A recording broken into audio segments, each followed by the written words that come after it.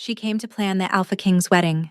She was nothing more than a servant, unseen among the silks and flowers she arranged for another woman's happily ever after. Kerensa had learned long ago that unseen was the safest thing to be. The mark on her shoulder proved what happened when you were noticed, when you were known, when you dared to want more than shadows. She was the daughter of a traitor, cast out, branded, forgotten. The wedding planner who would ensure the most powerful alpha in 3 kingdoms married his perfect, beautiful, noble bride. That was all she was ever meant to be. But then, standing at the altar before 500 witnesses, Alpha King Soren did the unthinkable. He looked past his bride. He looked directly at Kerensa. And he spoke 2 words that shattered everything. Not her. He walked down the aisle, away from the princess in white, and stopped in front of a servant with no name, no title, no face worth remembering. You, he said. I choose you. He offered her everything, his crown, his protection, his name, but only under one condition. He would never love her. Neither of them knew that promise would be the first of many lies they'd tell themselves. The great cathedral of Valdrin had never looked more beautiful, and Kerensa had never felt more overlooked. She stood in the shadows behind the last column, watching servants carry armfuls of white roses to the altar. Crystal chandeliers caught the morning light and scattered it across marble floors like scattered diamonds. 500 chairs had been arranged in perfect rows, each one draped in silk the color of fresh snow. Everything was flawless. It had to be. This was the wedding of Alpha King Soren of Valdrin to Princess Venetia of the Southern Realm.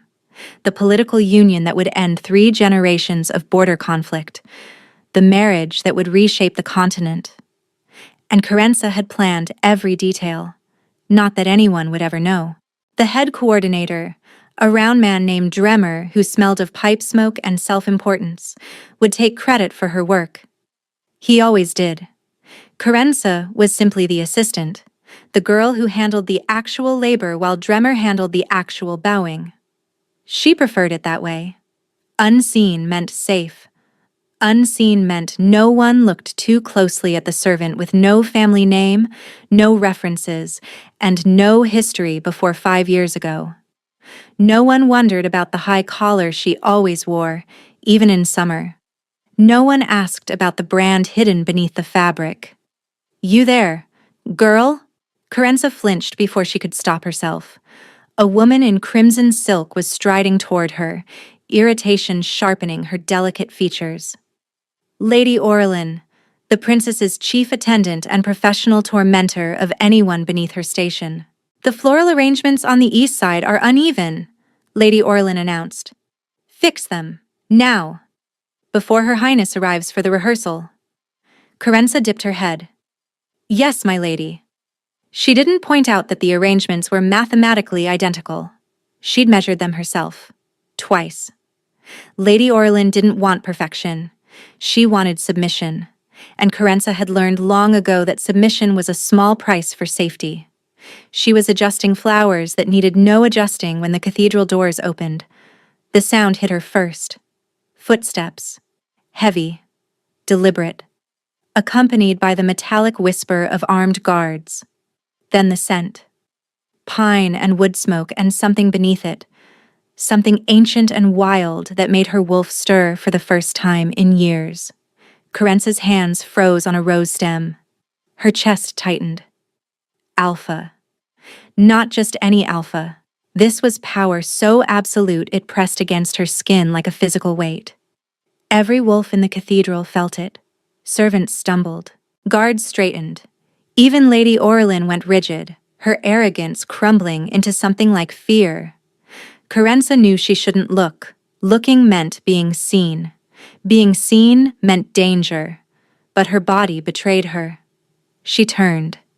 And there he was. Alpha King Soren of Valdrin stood in the center aisle, flanked by 4 guards in black armor. He was tall, broad-shouldered, built like something designed for war rather than ceremony. Dark hair fell across his forehead, and his jaw was sharp enough to cut glass. But it was his eyes that stopped her breath. Amber, the color of flames trapped in honey, and utterly, completely empty. He looked like a man walking to his execution rather than his wedding. Dremmer rushed forward, bowing so deeply his forehead nearly touched the floor. "Your Majesty, we are honored beyond measure. The preparations are nearly—" "I don't care about the preparations." The king's voice was flat, distant. "Where is the princess?" "She's arriving within the hour, Your Majesty. If you'd like to wait in the—" "I'll wait here." It wasn't a request. Kerensa forced herself to turn back to the flowers, to become a shadow again, but her hands were trembling. Her wolf was pacing inside her chest, restless in a way it hadn't been since the day her magic was bound. "What's wrong with you?" she thought desperately. "He's the king. He's getting married. He's nothing to you." But she could feel it, a prickling at the back of her neck. The unmistakable sensation of being watched. Slowly, against every instinct screaming at her to stay hidden, Kerensa looked up. The Alpha King was staring directly at her. His flame-colored gaze locked onto hers through the forest of flower arrangements, through the chaos of servants and silk and scattered light. His expression didn't change. He didn't smile or frown or react at all. He just looked at her, as if he could see straight through her carefully constructed obscurity. As if he could see everything she was hiding. The wedding began exactly on schedule. Kerensa had positioned herself in the servants' corridor behind the altar, hidden behind a velvet curtain. She could see everything through a small gap in the fabric.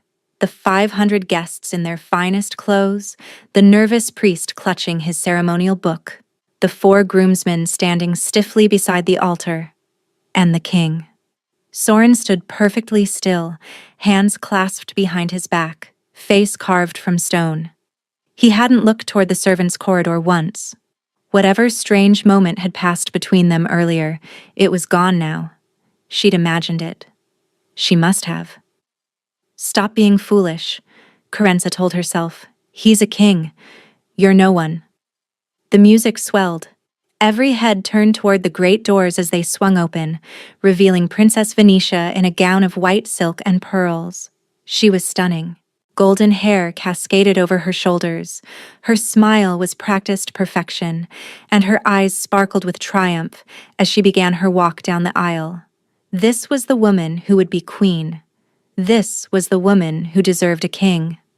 Kerensa watched the princess glide toward the altar, watched the guests murmur in admiration, and watched everything unfold exactly as she'd planned. In a few minutes, vows would be exchanged. The kingdom would have its queen, and Kerensa would slip away to whatever anonymous life awaited her next. This was how it should be. The princess reached the altar. The music faded. The priest cleared his throat. "Beloved guests, we gather today to witness—" "Stop." One word. Quiet, but it cut through the cathedral like a blade. The priest's mouth hung open. The princess blinked. 500 guests went utterly still. Soren stepped forward, away from his position at the altar. His face remained expressionless, but something had shifted in his posture, something coiled and dangerous. "Your Majesty?" the priest stammered. "Is something? This marriage will not proceed." Gasps rippled through the crowd. Princess Venetia's perfect smile cracked. "Soren." She reached for his arm. "What are you doing?" "We agreed." "You agreed." He stepped out of her reach. "I never wanted this. I told you. I told the council. None of you listened. But the alliance can be negotiated without selling me to a woman I will never love." The princess's eyes flashed with fury. "You're embarrassing me. You'll survive embarrassment." Soren turned away from her, away from the altar, and began walking down the aisle. The crowd parted like water before a storm. Whispers exploded through the pews. "What is he doing? Has he gone mad? The alliance is ruined." But the king wasn't listening. He was walking with purpose, with certainty. his eyes fixed on something beyond the noble guests and their horrified faces. He was walking toward the servants' corridor. Carence's blood turned to ice. No, she thought. No, no, no. He's not coming here. He can't be. But he was. The curtain was ripped aside, flooding her hiding spot with light. Carenza stumbled backward, her back hitting the stone wall, her pulse racing wildly. The Alpha King stood before her. This close, his presence was overwhelming. The power radiating from him made her wolf whimper, made her knees want to buckle, made every survival instinct scream at her to run. But she couldn't move. She couldn't breathe. "You," he said. His voice was low, rough, stripped of the distance he'd shown everyone else. And his eyes, those honey gold eyes that had looked so empty before, now burned with something she couldn't name. "Your Majesty," Carenza managed. "I don't understand. I'm just a servant. I plan the flowers. I don't—" "What's your name?" The question was soft, almost gentle. "Carenza," she whispered. He tilted his head, studying her as if she were a puzzle he was trying to solve. Behind him, the entire cathedral had dissolved into chaos. Princess Venetia was screaming something. Guards were shouting. The priest looked ready to faint. None of it seemed to touch him. "Carenza," he repeated, and somehow her name in his voice sounded like something precious. "I need a wife. I will not marry her." He glanced briefly over his shoulder at the princess. "I will marry you instead." The world stopped. "What?" Carenza heard herself say. "You have a choice." His eyes returned to hers, intent and unreadable. "Refuse, and you walk away. No consequences. I'll ensure no one bothers you. And if I accept? Then you become my queen. You will have wealth, protection, and power beyond anything you've imagined." He paused. "But I should warn you. I am not offering love. I am not capable of it. This would be an arrangement, a contract. Nothing more." Carenza stared at him. This was insane. He was insane. Kings didn't abandon their brides at the altar for nameless servants. This was a trick, or a trap, or a nightmare. She would wake from any moment. "Why me?" she breathed. "You don't know anything about me." Something flickered across his face. Pain, maybe. Or resignation. That's precisely the point. Behind them, Princess Venetia's screams had turned to threats. Carenza heard words like ruined and war and, "My father will destroy you." But Soren didn't flinch. He simply extended his hand. "Choose," he said. The king's private study was smaller than Carenza expected. She'd imagined something grand, imposing, designed to intimidate. Instead, the room was almost comfortable. Bookshelves lined the walls, crammed with leather-bound volumes and scrolls. A fire crackled in the hearth despite the warm afternoon. Maps covered a heavy oak desk, their edges weighed down with smooth river stones. It felt like a sanctuary. Soren stood by the window, his back to her, silhouetted against gray afternoon light. He hadn't spoken since the guards escorted her from the cathedral. The chaos they'd left behind still echoed in her mind. Princess Venetia's threats, the council's outrage, the 500 guests who'd witnessed the most shocking event in Valdrin's history. And she, Carenza, nameless servant, was at the center of it. "You may sit," Soren said without turning. Carenza lowered herself into a chair across from the desk. Her legs were trembling. She'd spent the entire ride from the cathedral waiting for guards to seize her, waiting for someone to announce this was all a terrible joke, waiting to wake up.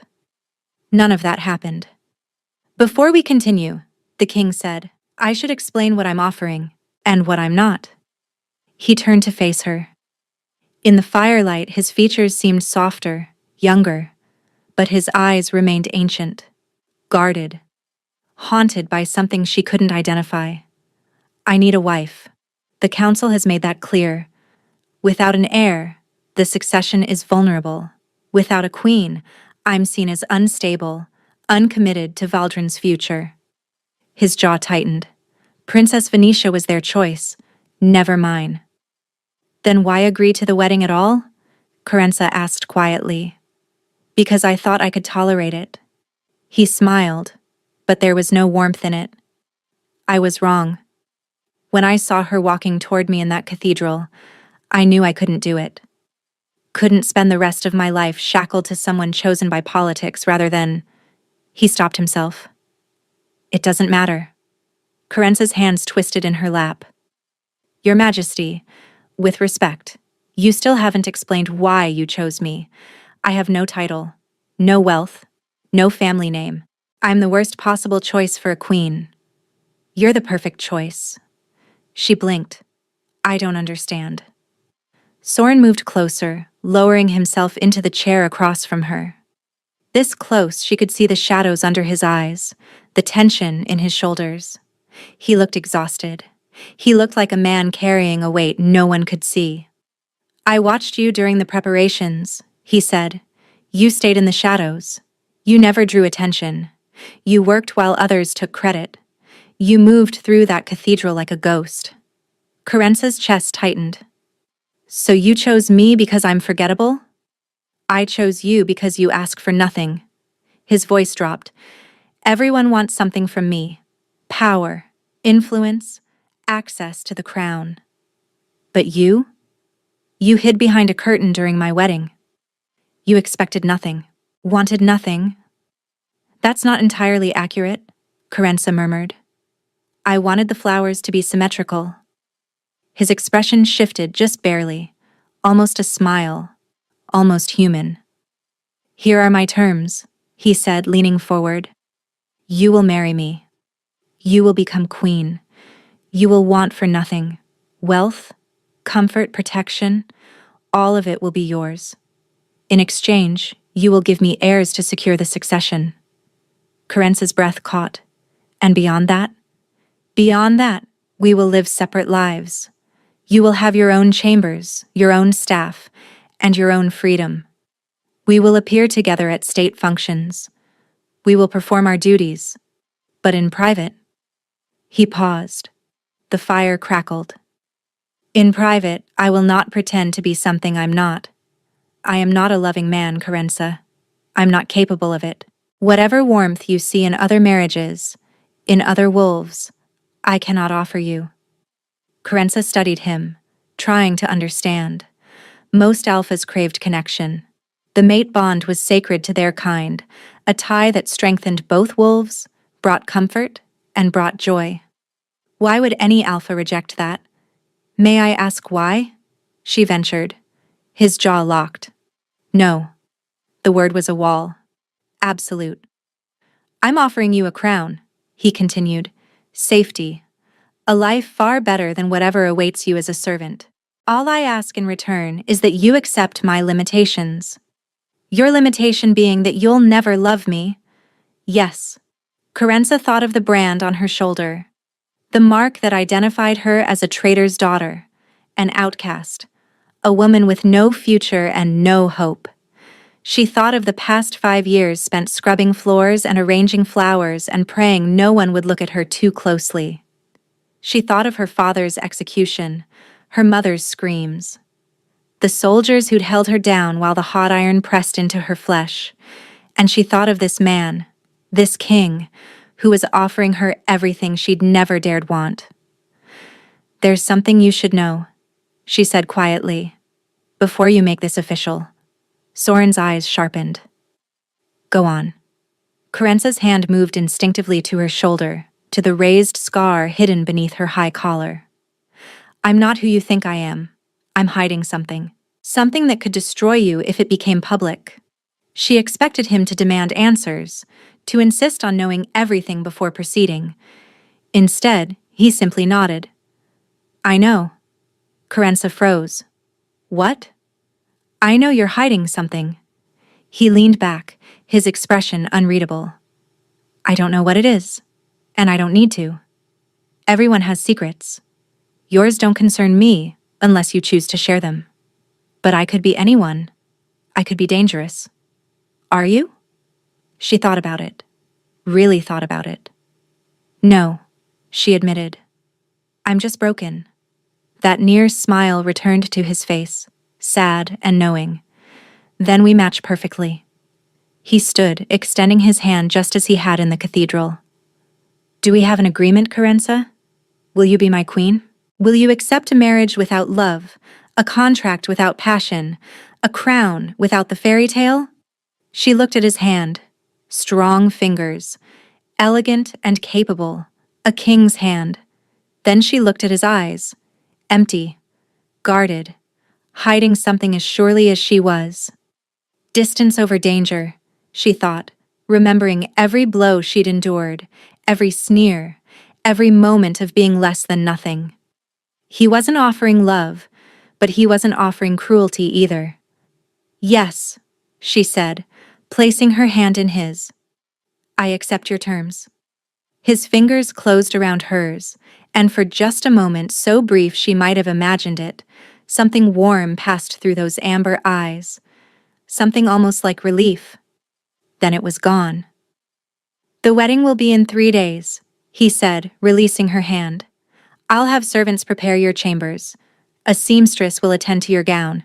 If you need anything. Your Majesty. He paused at the door. You said you'll never love me, Carenza continued. That it's your only condition. Can you at least tell me why? Soren stood motionless, his hand on the doorframe. The firelight painted shadows across his face, turning him into something half beautiful, half terrifying. Because loving me is a death sentence, he said quietly. And I refuse to kill another person I care about. Then he was gone. And Carenza sat alone in the firelight, her hand still tingling from his touch, wondering what kind of monster she'd just agreed to marry. The next 3 days passed in a blur of silk and whispers. Carenza had been moved to chambers in the East Wing, rooms so lavish she was afraid to touch anything. A canopied bed dominated the space, draped in fabric softer than anything she'd ever felt. Fresh flowers appeared each morning. Servants brought meals on silver trays. A seamstress arrived with bolts of fabric in ivory and gold, measuring and pinning and clucking over Carenza's thin frame. The queen must look like a queen, the woman muttered, her mouth full of pins. The queen. Every time someone used that word, Carenza felt the ground shift beneath her feet. She hadn't seen Soren since their conversation in the study. He'd sent messages through servants, formal notes about schedules and protocols and expectations. Nothing personal, nothing warm, nothing to suggest he thought of her at all. This is what you agreed to, she reminded herself. A contract, nothing more. But on the morning of the wedding, when she stood before the mirror in a gown of white silk embroidered with silver thread, she couldn't stop her hands from trembling. The woman staring back at her looked like a stranger, hair swept up and adorned with tiny pearls, face painted with subtle color, shoulders covered by the high-necked gown she'd specifically requested, hiding the brand that would destroy everything. She looked almost beautiful. She looked almost like she belonged. It's time, Your Highness. Carenza flinched at the title. A servant stood in the doorway, head bowed, waiting to escort her to the cathedral. The same cathedral where, 3 days ago, another bride had walked toward the same king. The cathedral felt different this time. The flowers were the same, the roses she'd arranged herself still standing in perfect symmetry. The chandeliers still scattered light across marble floors, but the energy had shifted. Where Princess Venetia's wedding had hummed with political triumph, this ceremony crackled with something else. Suspicion, curiosity, barely concealed hostility. Carenza felt every eye as she walked down the aisle. The guests weren't admiring her gown or her carefully styled hair. They were searching, analyzing, trying to understand what spell this nameless servant had cast over their king. Who is she? No family, no connections, nothing. There must be something, some secret. The whispers sliced at her, but Carenza kept her gaze fixed forward. On the altar. On the man waiting there. Soren stood in black, just as he had 3 days ago, but something was different in his posture, less rigid, less like a man facing execution. When their eyes met, he inclined his head slightly, almost a greeting, almost warm. Kerensa reached the altar. The ceremony proceeded quickly. Vows were exchanged, words she barely heard over the roaring in her ears. When Soren took her hand to slide a ring onto her finger, his touch was cool. Not frozen, but cool like stone in shadow. "By the authority vested in me," the priest announced, "I pronounce you husband and wife, alpha and queen, bound by law and sacred vow." It was done. She was married. She was queen. The thought felt absurd, like wearing a costume that didn't fit. But before she could process it, a commotion erupted near the cathedral doors. "This is an outrage?" Princess Venetia swept down the aisle, her crimson gown billowing behind her like flames. Her golden hair was loose, wild, and her beautiful face was twisted with fury. Guards moved to intercept her, but she sidestepped them with the ease of someone who'd been navigating courts her entire life. "You think this is over?" Venetia stopped at the base of the altar, her eyes fixed on Kerensa with pure hatred. "You think you've won something?" "Venetia." Soren's voice was calm, dangerously calm. "You weren't invited." "I don't need an invitation. I'm the woman you humiliated, the woman you cast aside for—" Her lip curled as she looked Kerensa up and down. "This." Kerensa's hands clenched at her sides, but she kept her expression neutral. She'd survived worse than insults. She'd survived branding irons. "My marriage is not your concern," Soren said. "Leave, now." "Not until your little bride understands what she's stepped into." Venetia moved closer, her voice dropping to a hiss meant only for Kerensa. "I know you're hiding something. No one appears from nowhere. No one has no past. And when I discover what you really are—" She smiled, and it was the smile of a predator scenting blood. "I'll be there to watch you fall." "Enough." Soren stepped between them, his body shielding Kerensa from Venetia's venom. The alpha power radiating from him pressed against everyone in the cathedral, heavy and suffocating. "You will leave my wife alone. You will leave my kingdom within the week. And if I hear that you've spoken a single word against my queen, there will be consequences." Venetia's eyes widened. For a moment, genuine fear flickered across her perfect features. Then she composed herself, lifting her chin. "This isn't over," she said. "It's only beginning." She turned and swept out of the cathedral, leaving silence in her wake. Soren didn't move until the doors closed behind her. Then he turned to Kerensa, his expression unreadable. "Are you all right?" The question was soft, almost concerned. "Yes," Kerensa managed. "I've dealt with worse." A glint of curiosity passed through his gaze, or perhaps recognition. "I imagine you have," he said quietly. Then he offered his arm. "Come, wife. We have a wedding feast to endure." The feast lasted for hours. Kerensa sat beside Soren at the high table, picking at food she couldn't taste, smiling at nobles whose names she couldn't remember. Venetia's words echoed in her skull. "When I discover what you really are," she would discover it. Eventually, someone always did. Finally, mercifully, the feast ended. Soren escorted her through torch-lit corridors to the royal chambers. The room was dominated by a massive bed draped in deep blue velvet. A fire burned in the hearth, casting dancing shadows across stone walls. Kerensa's throat tightened. This was it. The consummation. The duty she'd agreed to when she accepted his terms. "There's something I should tell you." Soren's voice broke the silence. He stood near the window, his back to her, silhouetted against the moon. "You don't have to explain anything," Kerensa said quickly. "I understand the arrangement. I'm prepared to fulfill I won't touch you tonight." She stopped mid-sentence. "What?" He turned to face her. In the firelight, his features seemed softer, almost vulnerable. The contract requires heirs. I won't pretend otherwise. But not tonight. He moved toward a chair near the hearth. Tonight, you should rest. Adjust. I won't add to your burdens. Something shifted in Carence's chest. Something warm and dangerous. You don't have to be kind to me, she said quietly. That wasn't part of our agreement. No. He met her eyes. It wasn't. But he was being kind anyway.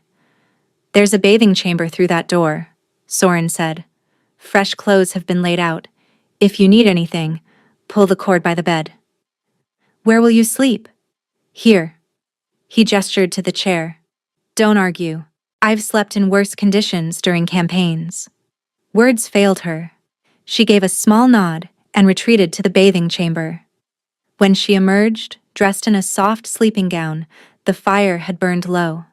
Soren sat where she'd left him, his eyes closed, his breathing even. Asleep. Carenza studied him in the dim light. In sleep, the distance melted from his features. He looked younger, almost peaceful. She climbed into the massive bed, sinking into softness she'd never known. The sheets carried his familiar scent. Sleep came slowly, but when it finally pulled her under, her last thought was of those honey-gold eyes and unexpected kindness. She woke to darkness. Soren had moved from the chair to the bed at some point during the night. He lay on top of the covers, fully clothed, as far from her as possible while still sharing the mattress. He'd kept his distance even in sleep. Even unconscious, he was honoring his promise. Carenza lay in the darkness, listening to him breathe, wondering how a man could be so distant and so careful at the same time.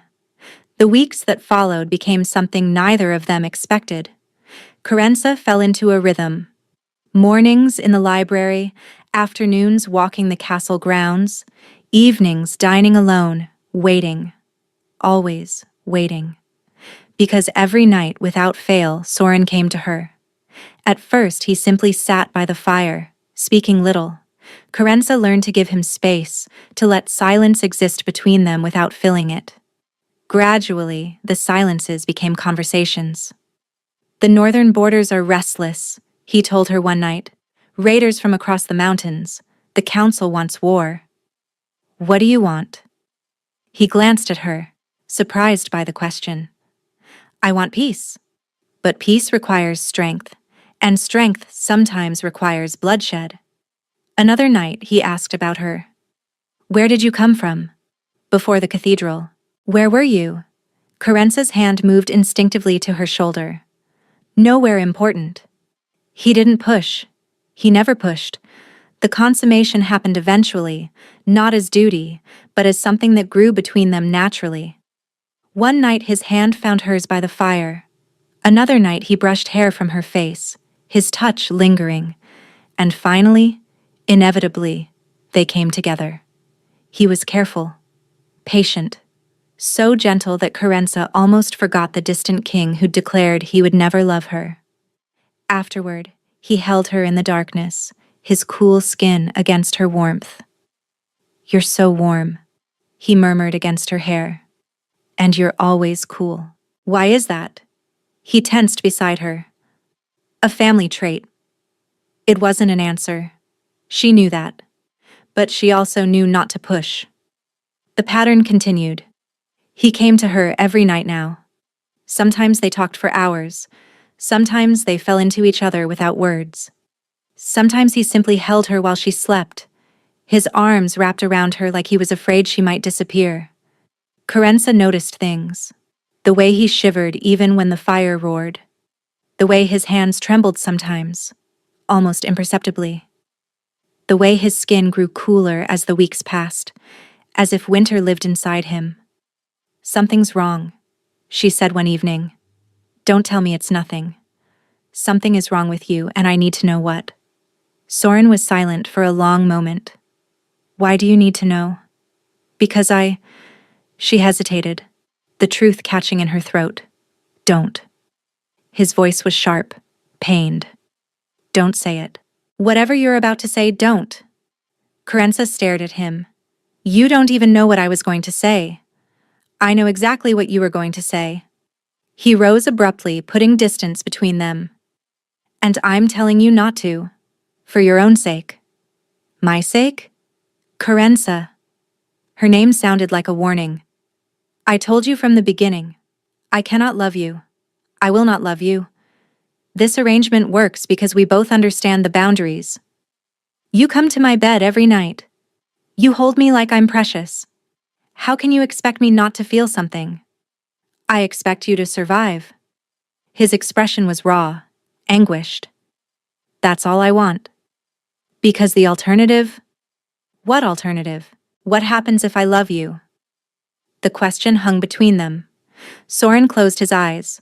When he opened them, they were empty again, the king returning to his throne. Nothing good happens to anyone who loves me. Then he left. And Kerensa sat alone by the dying fire, finally understanding the truth she'd been avoiding. She was in love with him, despite his warnings, despite his walls. She loved him, and that terrified her more than anything Venetia could ever threaten. 3 months into their marriage, Kerensa discovered she was pregnant. The healer confirmed it on a gray morning while rain streaked the windows. Kerensa sat motionless as the woman explained what she already knew. A child. An heir. The purpose of their entire arrangement fulfilled. Shall I inform the king? No, I'll tell him myself. She spent the day watching rain fall, trying to understand the tangled emotions knotting her chest. Joy, yes, but beneath it lurked fear. He had what he needed now. Would he still come to her at night? Or would he retreat behind his walls now that duty was satisfied? Soren arrived earlier than usual that evening. He stood in the doorway, rain still glistening in his dark hair, scanning her face with an intensity that made her breath catch. "You've been crying," he said. Kerensa touched her cheek, surprised to find it damp. "It's nothing, just tired." He crossed the room in 3 strides, stopping close enough that she could smell the rain on his skin. "Don't lie to me. Whatever it is, tell me." The words rose before she could stop them. "I'm pregnant." Silence. Soren went utterly still. His eyes dropped to her stomach, then rose to her face. His expression cycled through shock, wonder, fear, and something else. Something that looked almost like grief. "You're certain?" The healer confirmed it this morning. Then Soren did something she didn't expect. He dropped to his knees. His hands found her waist, then slid forward to rest against her stomach. He pressed his forehead to her belly, his shoulders shaking. "Soren? What's wrong? I thought you'd be pleased." "I am pleased." His voice was muffled against her stomach. "You have no idea." "Then why are you crying?" He didn't answer. He simply held her, his body trembling with emotions she couldn't name. Finally he rose. His eyes were red, his cheeks wet, his careful control shattered. "I need to tell you something," he said. "Soren." "No. Listen." He took her hands, gripping them tight. "I've been unfair to you. From the beginning. I told you I couldn't love you, that our marriage was only a contract, that you should expect nothing from me but duty. I understood the terms. You understood lies." His teeth clenched. "I was lying to myself as much as you, because the truth is—" He stopped, his breath ragged. "The truth is, I've loved you almost from the beginning. Since the night you asked about my coldness and I saw genuine concern in your eyes. Since you started leaving extra blankets by my chair. Since you looked at me like I was a man instead of a monster." Kerensa's heart stuttered. "You love me?" "I love you." The words seemed to cause him physical pain. "And I'm sorry, because loving you means—" He stopped mid-sentence. His face went white. His hand flew to his chest, fingers clawing at his shirt, and he made a sound. A terrible, strangled sound like something was being ripped from inside him. "Soren!" Kerensa grabbed his shoulders. "What's happening?" He collapsed. His body hit the floor, convulsing, frost spreading across his skin like ice crystallizing on a winter pond. His lips turned blue. His eyes rolled back. "Help!" Carenza screamed. "Someone help us!" Guards burst through the door. Servants rushed in. Chaos erupted, but Carenza barely noticed. She was on the floor beside him, cradling his head, watching frost consume the man she loved. "Don't die," she whispered. "Please don't die. You can't tell me you love me and then leave." His eyes fluttered open, just for a moment. "Run," he breathed, "before it takes you too." Then his eyes closed, and his heart stopped beating. The healers worked through the night. Carenza refused to leave his side. She sat beside his bed, gripping his frozen hand, watching frost spread inch by inch across his chest. His skin was translucent now, blue veins visible beneath the surface, his breath so shallow she had to lean close to detect it. "What's happening to him?" she demanded when the royal physician emerged. "Tell me the truth." The physician exchanged glances with his assistants. Fear flickered across their faces. "Your Majesty," he said carefully, "what I'm about to tell you must never leave this room." "Tell me." He took a breath. "The king suffers from an ancestral curse, a dark magic placed on his bloodline 7 generations ago." Carenza's blood ran cold. "What kind of curse?" "The kings of Valdrin cannot love." The physician's voice dropped to a whisper. "If they ever truly fall in love, the curse activates. Their hearts freeze. They die." The world tilted. "That's why he was always cool," Carenza breathed. "The curse was already working on him. The curse lies dormant until love awakens it, then it consumes them." The physician looked at Soren's frozen form with pity. His father died the same way, and his grandfather before him. Carenza's mind raced. There must be a cure. None that we know of. The curse was cast by a powerful witch. Only magic of equal strength could counter it. Then find a witch. "Your Majesty." The physician hesitated. "The very witch who cast this curse was the ancestor of a family that still holds power in this kingdom. They've ensured that no one with strong enough magic comes near the royal bloodline." "Who? What family?"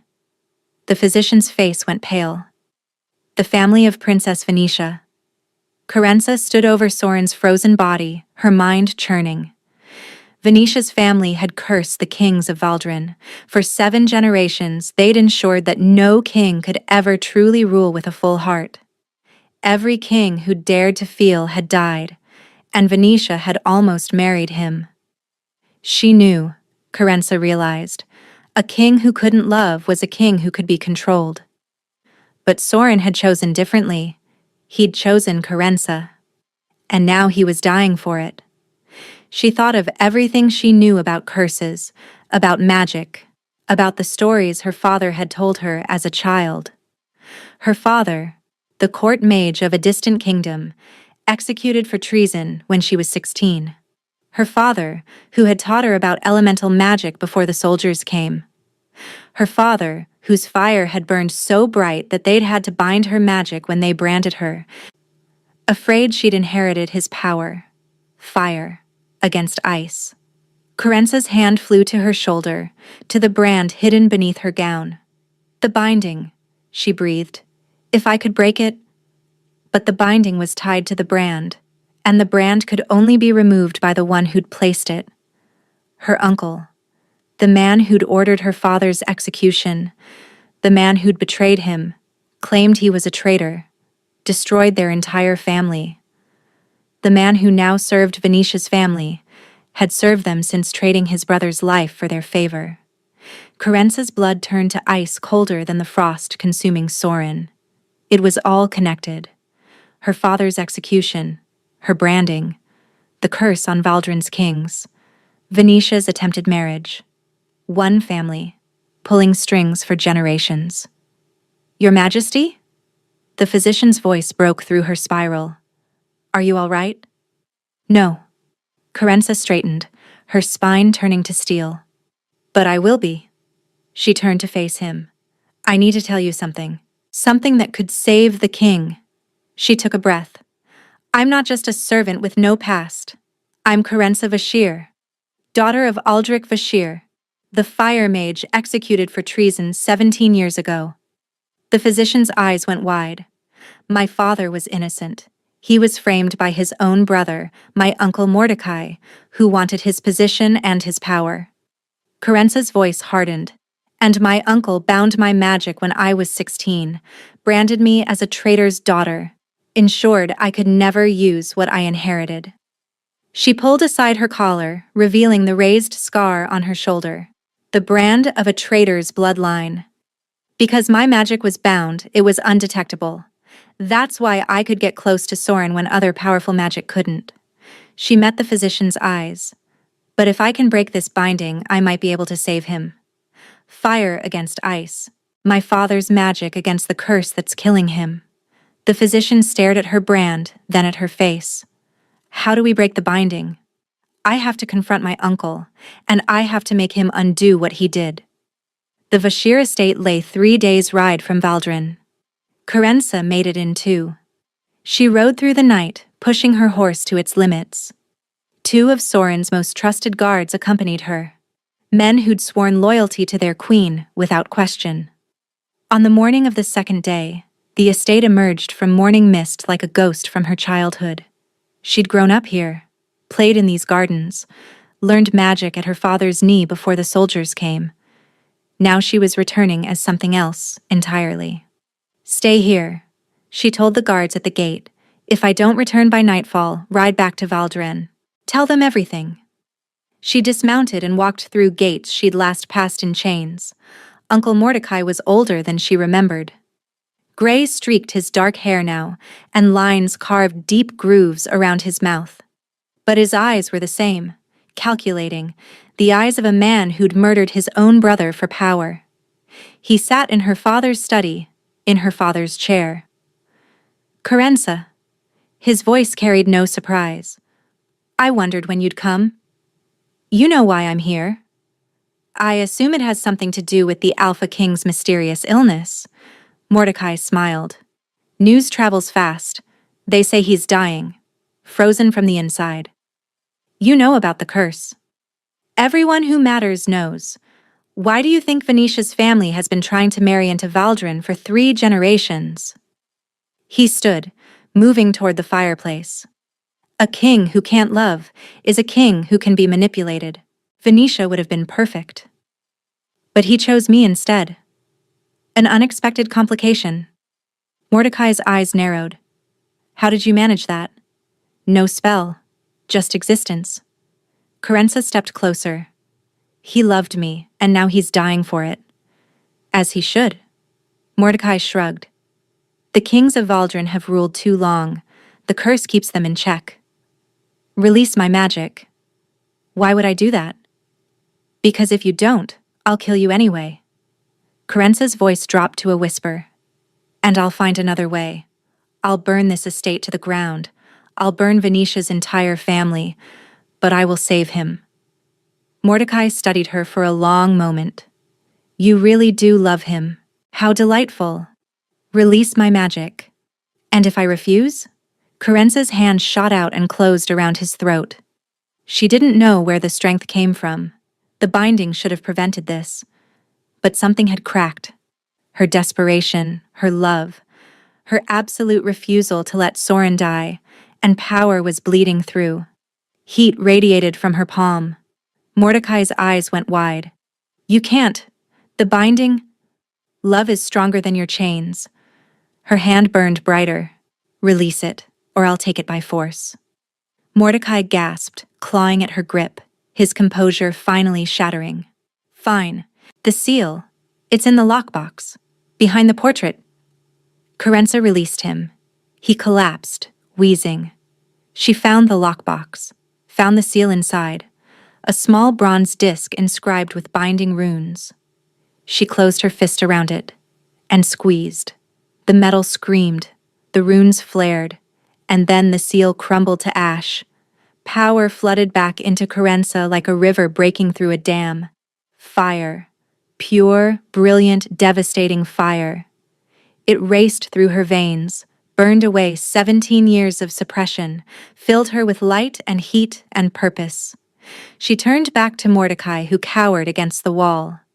"My father was innocent," she said, "and you will confess to everything, or I will give you the death you gave him." She rode through the night again, but this time, fire burned inside her. Warmth radiated from her skin.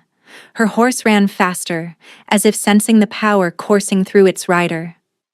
Dawn was breaking over Valdrin when she burst through the castle gates. "The king!" she shouted at the guards. "Where is he?" "The royal chambers, your majesty. But the healers say—" She didn't wait. She ran. The royal chambers were frigid.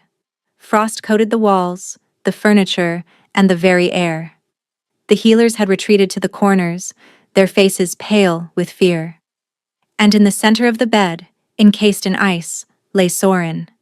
The frost had consumed him completely.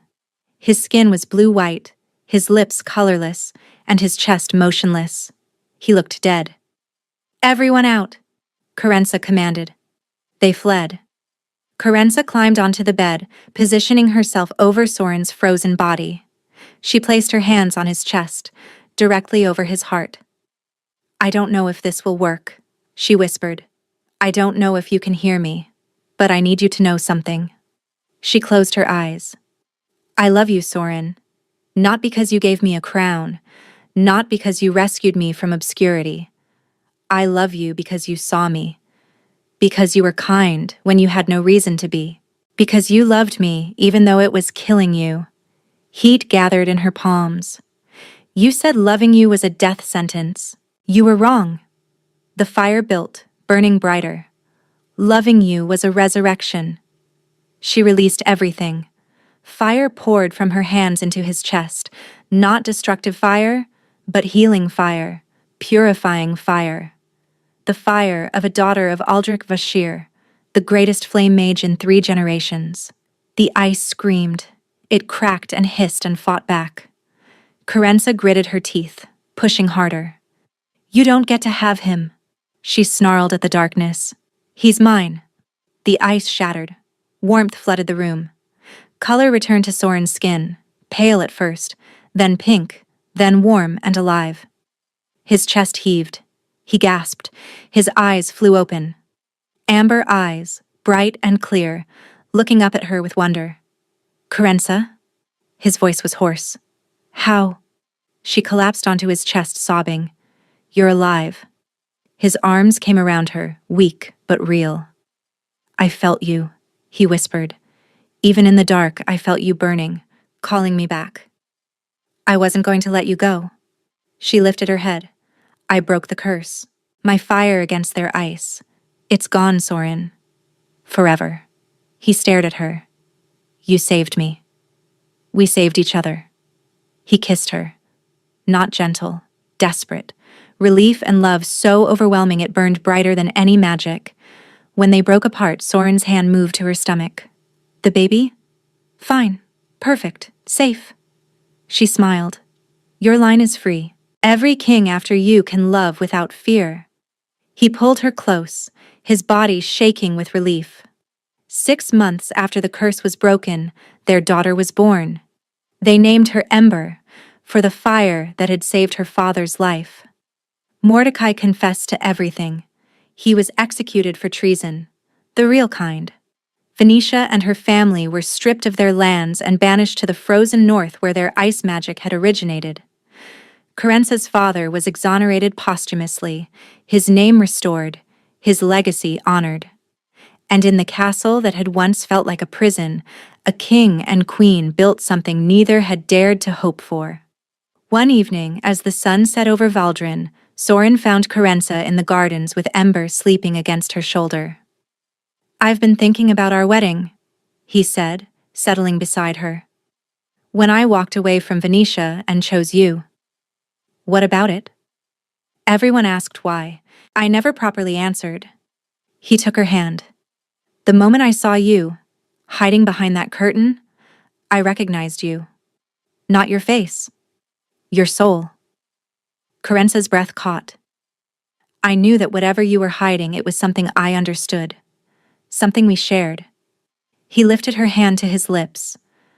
"I chose you because For the first time in my life, I didn't feel alone. Tears slipped down her cheeks. I was so afraid, she admitted. I thought it was a trap. No one had ever been kind to me without wanting something. And now? She looked at their daughter, at the gardens blooming around them, at the man who had given her everything by asking for nothing. Now I know the truth. We were both hiding, both convinced we didn't deserve to be loved. And we were both wrong. Wonderfully, beautifully wrong. He kissed her forehead, then her lips, then their sleeping daughter. I love you, he said, without conditions, without contracts, without fear. I love you too, forever. The sun sank below the horizon, painting the sky in shades of fire and gold. And in the fading light, the Alpha King and his queen held each other close, finally free, finally whole, and finally home.